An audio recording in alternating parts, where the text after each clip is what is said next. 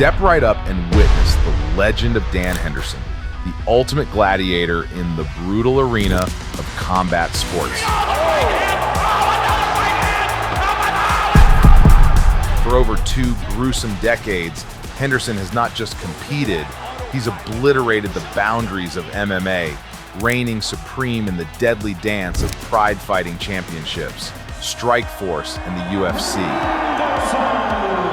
You flattened him with that right hand. I mean, he was out cold, and then you launched yourself through the air and smashed him with that right hand. Yeah. Henderson's tale isn't just about the fights he's won. It's a testament to the unshakable spirit that fuels a true warrior.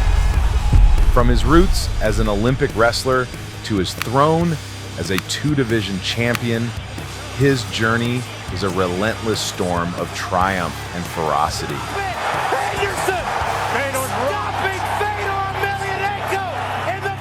This is the story of Dan Henderson.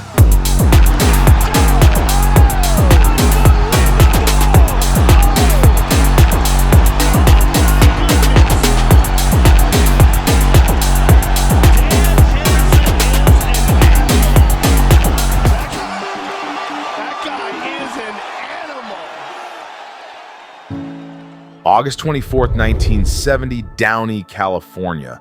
A star is born. Meet Dan Henderson, a wrestling prodigy right from the start. I think when I first started wrestling, my dad had brought me to a wrestling tournament. I don't think I had ever been to practice before. And I think it was after that we started doing, the practices and started learning moves. But yeah, I mean, it was just my dad kind of pushing us into wrestling, and we played other sports also, but wrestling's kind of what I gravitated towards as I got older. And I think in 1984, when the '84 Olympics were in LA,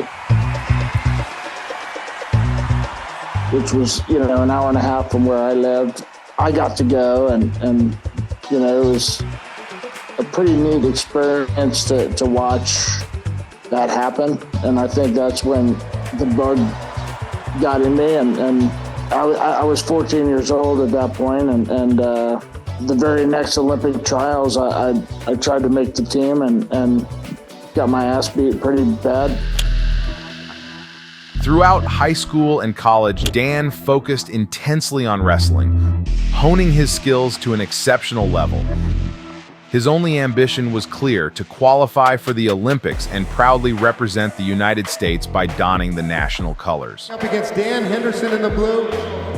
After 2 years of college, drop out, and my coach Bob had gotten a sponsor, and we went over. I dropped out of school and went over and wrestled in Europe for probably 6 months out of the year. I was gone wrestling, and made the Olympic team the very next Olympics.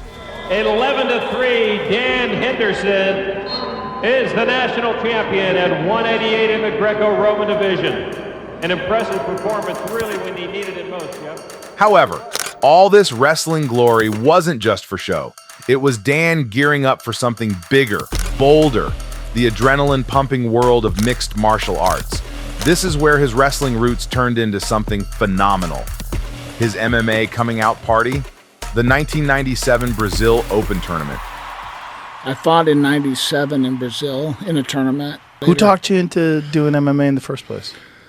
Well, Randy and I were training partners forever for wrestling. Randy called me up one day and said, "Hey, I'm doing this tournament down in Brazil at heavyweight, and they got a lightweight tournament." And this is like 2 weeks before.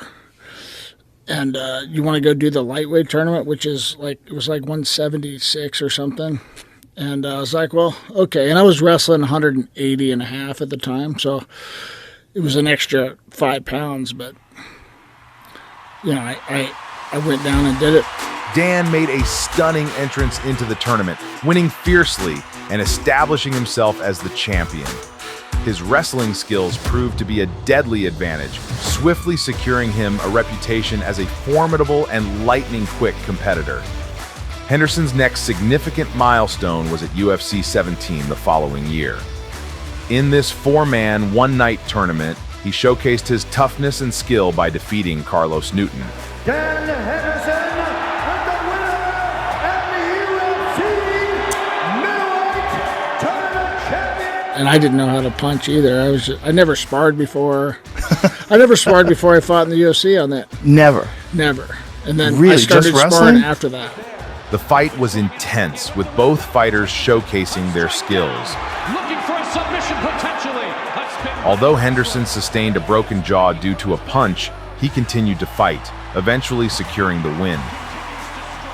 This display of toughness greatly enhanced his reputation in the MMA community. His journey continued at the Ring's King of Kings tournament, where he took on legends like Nogueira and Sobral. Dan's triumphs against such renowned fighters solidified his reputation as a versatile, indomitable force in MMA, setting the stage for a legendary career across various organizations, as we'll see in a second.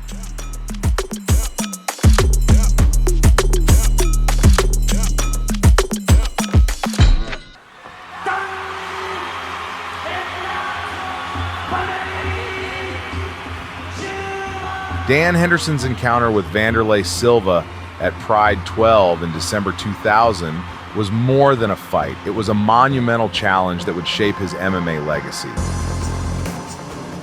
I was in a wrestling tournament in France and got an email. They offered me, I was supposed to fight Vitor, and he hurt his elbow or something, cut his elbow. So then they offered me Vanderlei. I had no idea who he was. I just said, okay, whatever. And, but I showed up and saw him. I was like, damn. He looks a bit scary. Silva, with his notorious brutal style, put Henderson to the test, landing significant strikes. Yet Henderson's fighting spirit shone brightly. Body lock position favors Henderson. Vanderlei winging away, catching. He not only survived his opponent's attacks, but also landed impactful hits of his own, showcasing his prowess in a notable exchange in the second round. He is doing it. Great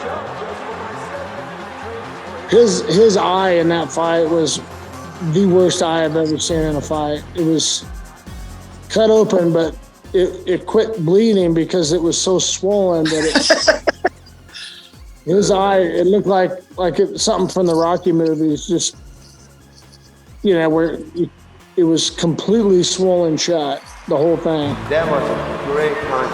Dan Henderson could box a little bit. That right hand was a Rocky Marciano right hand. This battle turned out to be as much a mental game as a physical one, highlighting Henderson's extraordinary capacity to withstand pressure from a dominant opponent like Silva. For everybody at home that hasn't seen this fight, it's two Tasmanian devils fighting. Like, it's just non-stop. Every exchange is just with bad intent, and it's over and over and over again on a 10-minute round. Ultimately, Henderson lost the match via decision. However, he proved his ability to go head-to-head with the sport's most formidable fighters. This encounter set the stage for their rematch at Pride 33 in 2007, a match we'll delve into shortly. In a battle that would be remembered in Pride history, Henderson took on Renzo Gracie in March 2001. Gracie, a master of Brazilian Jiu-Jitsu, was a scary opponent, but Henderson was ready to rise to the challenge. Dan Henderson coming off a loss to Vanderlei Silva in the last Pride. It was a decision.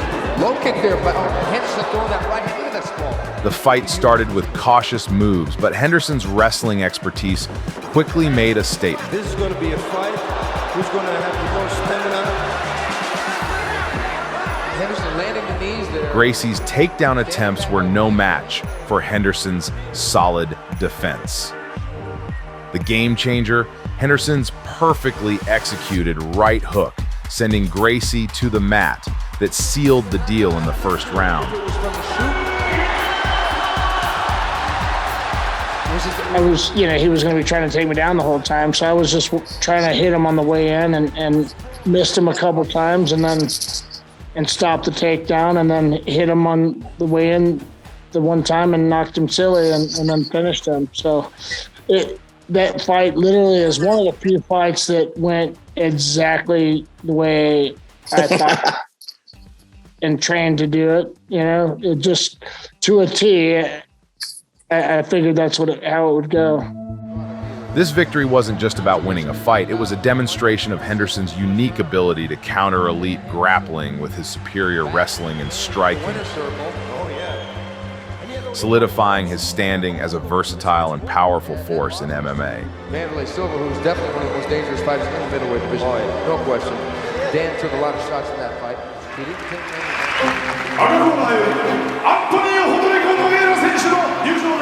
At Pride 24 in December 2002, Henderson encountered a colossal challenge in Antonio Rodrigo Nogueira. People around the world consider him the top fighter in the sport, the top fighters in the world, and rightfully so, because he's trashed everybody. Dan Henderson has got a tall order. He's probably going to end up on the short end tonight. Ultimately, his size and reach proved too much, leading to Henderson's submission in the third round. We can't say that. That's right. This defeat, though a disappointing setback, became crucial in shaping Henderson as a fighter, highlighting the need for constant improvement in the fiercely competitive world of MMA.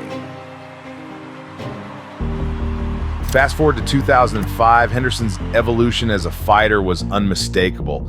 His deadly right hand, combined with his wrestling foundation, made him a terror in the ring. This growth culminated in a standout moment at Pride FC Shockwave 2005, where he won the welterweight Grand Prix title by defeating Murilo Bustamante. Bustamante, a former UFC middleweight champion with a mastery in Brazilian Jiu-Jitsu, was no easy opponent. Oh, good knee of Dan Henderson as he was sprawling, asked to not be taken down, and now he's just landing combinations, and that is it. That is it. Murillo now. However, Henderson's victory was a testament to his refined fighting style, a perfect blend of wrestling, striking, and tactical intelligence, solidifying his position as an elite fighter. It was something that I've been striving for a number of years now. I just haven't had the opportunity for a title fight, for a belt. And it finally happened, and it worked out well tonight. I want to read this quote from you from your book here. I heard the ring announcer scream, "Dan Henderson." And it dawned on me that I had finally won the first championship belt in my career. I had reached one of my mixed martial arts goals. I could check world champion off of that list. Well, it was a little definitely surreal and a little bit unbelievable, but yeah, I couldn't. I don't even know how to put it into words. It was just awesome. He topped that with a second and even more historic accomplishment, when he became the first fighter to simultaneously hold titles in two different weight classes in a major MMA organization. What the fuck is this guy doing? Anyway, after securing the welterweight title, Hendo went on to win the middleweight championship in 2007 at Pride 33, in the rematch with Vanderlei Silva that I teased earlier. The fight was a high-octane exchange of blows, showcasing both fighters at their best.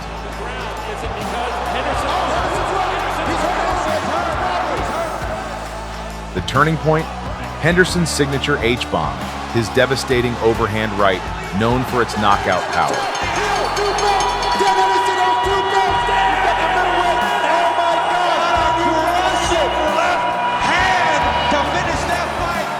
I go out there and knocked him out.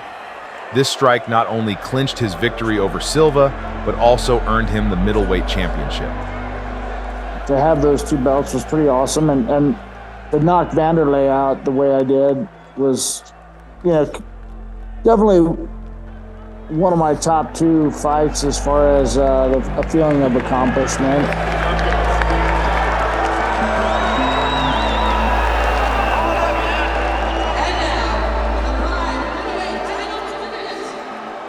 However, for Henderson, this was just the start of his journey, not the pinnacle of his career. Yeah, it was one of those things where, what's next? What am I going to do next?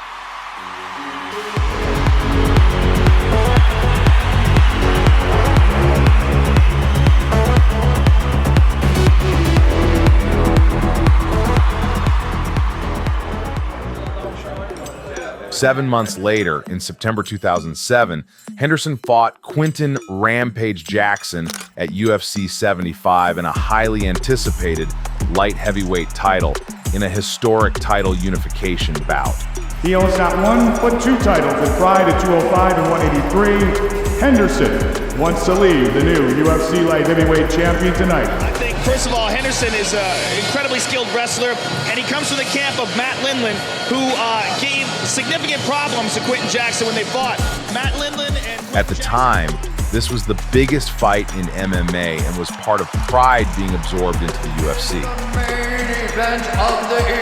The unification bout between Henderson and Jackson was a part of this integration process, aimed at consolidating the titles and fighters from both organizations under the UFC banner. All right, gentlemen, this is for the Unified Championship, Light Heavyweight Championship of the world. Do I have any questions for the champion in the blue corner? Do I have any questions for the champion in the red corner? The first round saw both fighters exchanging blows and grappling against the cage. Henderson managed to take down and controlled part of the round. The second round was closely fought, with Henderson initially controlling Jackson on the ground, but Jackson eventually gained the upper hand. In the third round, Jackson landed cleaner strikes and controlled most of the round on the ground. He also dominated the fourth round and ultimately won the fight with a unanimous decision. Quinton really looked fantastic, and he's really showing how all the elements of his game are coming together. His positioning, his top control, the fact that he was able to take Dan down, and his conditioning was just really, really fantastic. Juanito and all those guys working with him. It was then time to unify the middleweight title. And so in March 2008, Henderson would enter the octagon against Anderson Silva. We're gonna have a nice, clean fight. Touch gloves. Let's give these people what they came to see. In their fight, Hendo and the Spider started cautiously. Eventually, Henderson secured a takedown and controlled Silva on the ground for a while.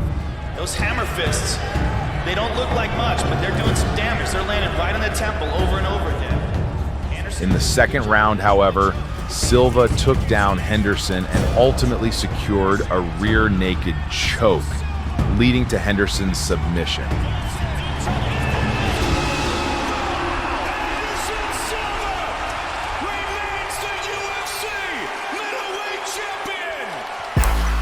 Henderson would bounce back with 3 consecutive victories, the most notable of these against Michael Bisping in July 2009.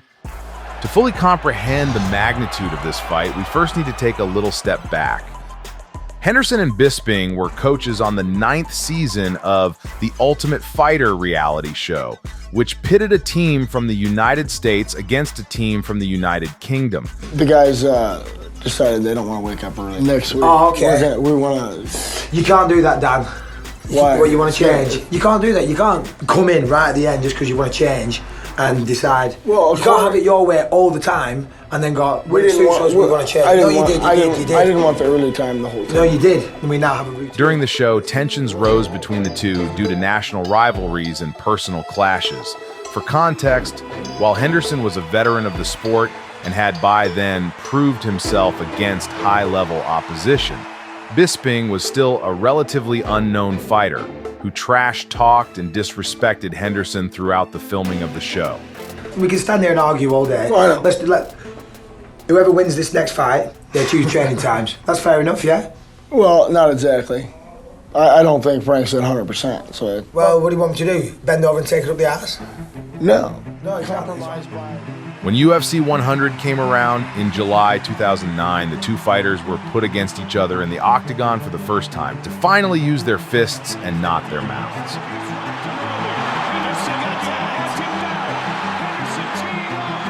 I didn't like him, but it wasn't a guy that I'd hang out with. But he was just him, and I knew that I would beat him. The fight was marked by Henderson's powerful striking and effective use of wrestling to control Bisping. He'll just fight, and fight as well as anybody in the history of the game. Bisping attempted to utilize his speed and striking, but Henderson's experience and power posed a significant challenge. The most memorable moment came in the second round when Henderson landed a vicious overhand right that knocked Bisping unconscious.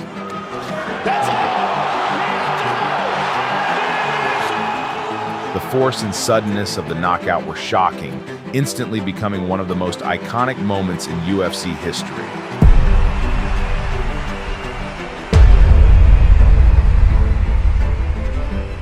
You flattened him with that right hand. I mean, he was out cold, and then you launched yourself through the air and smashed him with that right hand. Yeah. The knockout was so emphatic that it raised concerns about Bisping's health. Henderson's victory was celebrated, but there was some criticism for the additional punch he landed on the unconscious Bisping, which Henderson later said was to shut him up a bit.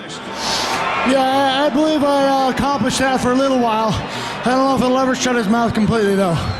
But that logo that you have, the flying punch, that is the ultimate fuck you.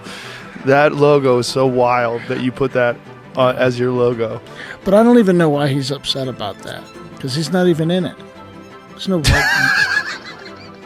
If you want to go deeper into this event, I have a whole video about it linked in description, and also a video biography about Bisping linked as well. If you haven't yet, subscribe now so you don't miss any of these videos.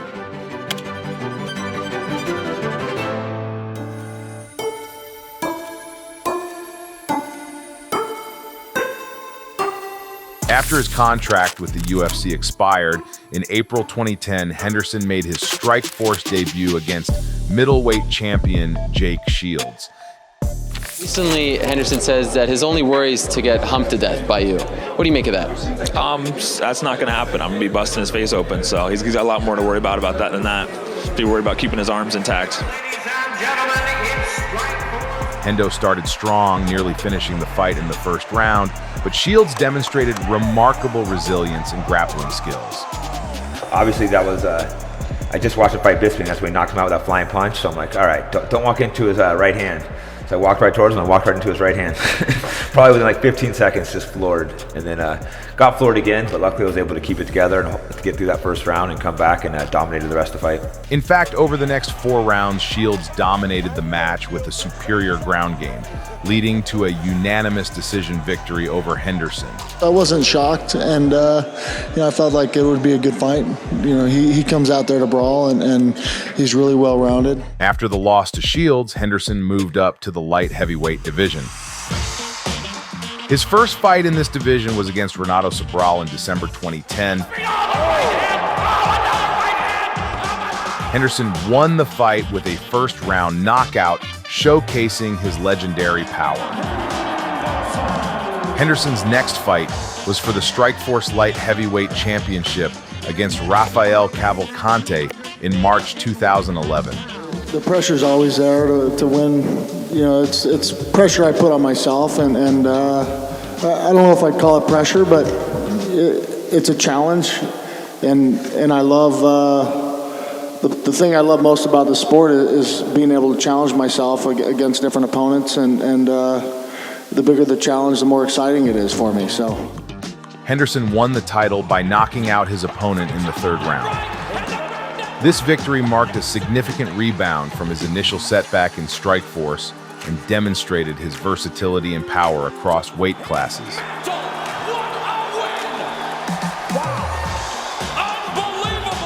Perhaps the most notable highlight of Henderson's Strikeforce tenure was his fight against Fedor Emelianenko, a legendary heavyweight fighter, in July 2011. That one was definitely a fun fight. I didn't expect him to. Well, he's always fairly. He goes right at, when the bell starts. He starts fighting. I didn't expect him to be that aggressive from the bell. It started trying to knock my head off. So, despite being the smaller fighter, Henderson displayed remarkable skill and power. The fight ended in the first round when Henderson delivered a powerful strike that knocked out Emelianenko, marking one of the biggest upsets in MMA history and further cementing Henderson's legacy as a top fighter.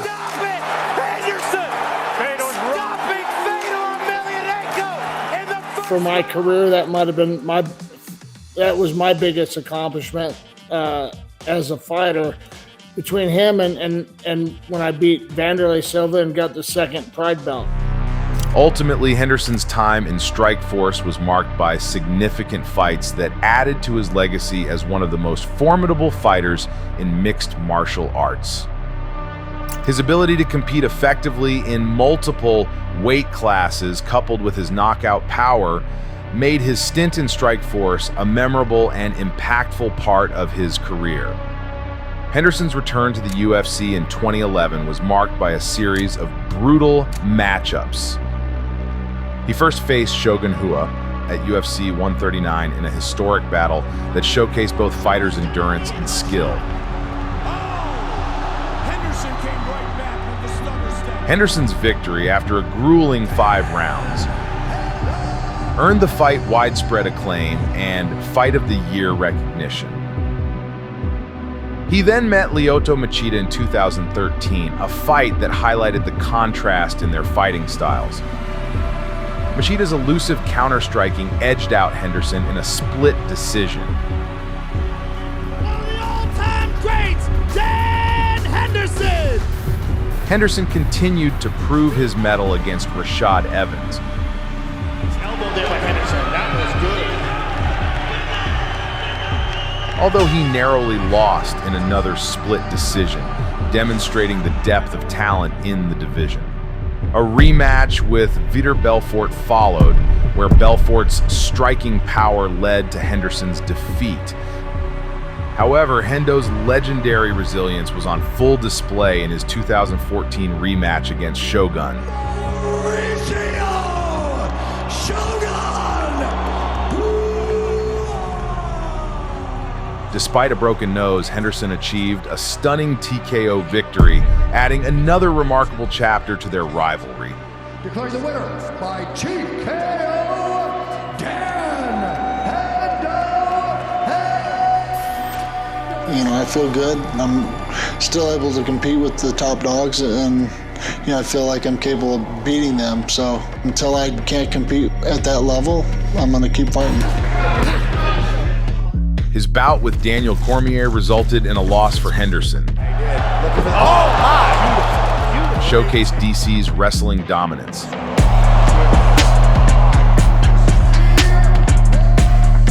The subsequent fights varied in outcomes, and the pinnacle of Henderson's later career came in his 2016 fight against Hector Lombard at UFC 199. In an awe-inspiring performance, Henderson delivered a sensational knockout, cementing his status as a timeless icon in the sport, defying the limitations of age.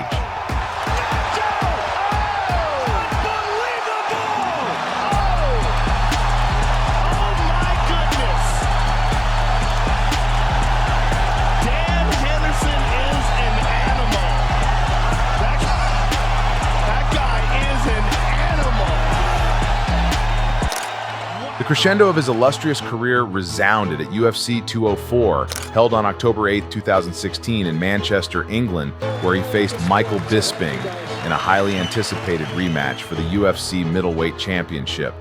You know, I knew, and you know, the whole world probably knew that it was going to be really hard for me to do better against him than I did the previous time. I mean, you know, that was basically like a Grand Slam type of fight the first time I fought him. So, you know, I knew that obviously I was going to try to beat him again, and it would have been a perfect exit out of MMA to kind of have that belt and be a world champ again. This bout was steeped in history and significance, reigniting a rivalry that began with their first explosive encounter at UFC 100. That's it! Bisping, having ascended to the pinnacle of the middleweight division as its champion, was enjoying a career resurgence. Henderson, a seasoned warrior, eyed this fight as a crowning achievement in his storied journey. Dan Henderson has said, Mike, that he's going to retire, win or lose. You believe him? He ain't going to win. He's a one-trick pony. He's got a right hand. He's old. He's slow. I'm too fast. I'm the better fighter. God bless him. Good for him. He's had a good career. We all know he ain't going to win this fight. Win or lose, obviously, I'd like to finish with that belt. That would be an ideal ending for me, but you know, I'm ready. I was 46 years old and definitely had a little bit of, you know, I was feeling the age a little bit as far as recovery goes. I wasn't recovering as fast. So those 5-round fights were definitely a little bit tougher. If you want to touch up, do it now, go back to your corner. The fight unfolded as a dramatic narrative, echoing their past with intense exchanges and tension. Henderson, channeling his vintage form, landed powerful strikes, including his trademark H-Bomb right hand, evoking memories of their first meeting and threatening to dethrone the champion. Bisping, demonstrating the resilience and tactical acumen that had propelled him to the championship, countered with precision and volume, showcasing his evolved striking skills. And, you know, I felt like I was just beating him up. And he's done a good job so far. There it is again. Each round was a microcosm of their careers. Henderson's raw power and knockout ability against Bisping's technical striking and enduring heart. Hendo gets in there with right hands inside. When the judge's decision was announced, awarding Bisping a unanimous victory, it sparked debates among fans and analysts. He was touching me here and there, but never threw anything that even gave me an idea that he hit hard at all. So, yeah, it was pretty shocking to me at the end of 5 rounds that I didn't get the decision based on the fact that I beat him up and he looked like he got beat up. So, I don't know, it left a bad taste in my mouth a little bit losing that decision, but, you know, I meant it when I was going to retire, win or lose. I appreciate all the support throughout the years, worldwide. It didn't really make me feel like I wanted to fight again. Winning wouldn't have made me want to fight again. You know, that would have been the way to go out, and I was hoping for that. My last fight for the belt, you know, I came up a little short, but not bad for an old man, huh? Dan Henderson's been around for a very long time. When you look at his career, is this a shoe-in for the UFC Hall of Fame? Oh, yeah, absolutely. I mean, Dan Henderson is, you know, what he's accomplished. And the fact that this guy's 46 years old still fighting is insane. It's just, I can't even believe it. Regardless of the outcome, the fight was a testament to Henderson's enduring legacy and Bisping's championship medal. I wish they judged the fight on how you look after the fight. This rematch, marking the final chapter in Henderson's epic saga, was more than a contest for a title. It was a convergence of 2 storied careers, a showcase of heart, skill, and an indomitable fighting spirit. Yeah, I'm a little frustrated that feeling like I did get it done and didn't get credit for it, I guess. You know, but like I said, it is what it is now. There's no changing that, I don't think, and you know, I just got to live with it. Henderson may not have left the octagon with the belt, but he solidified his status as an icon of the sport. Give it up for Dan Henderson, everybody. This guy is incredible. A fighter who epitomized courage, power, and the relentless pursuit of greatness.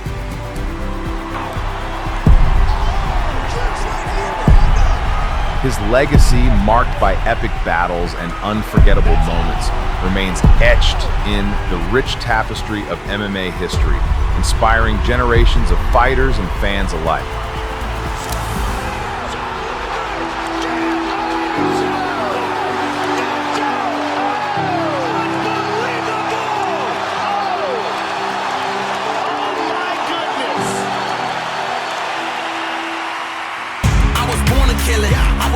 I am down and willing, so I will find a way. It took a minute, I didn't have to ride in the kitchen, you the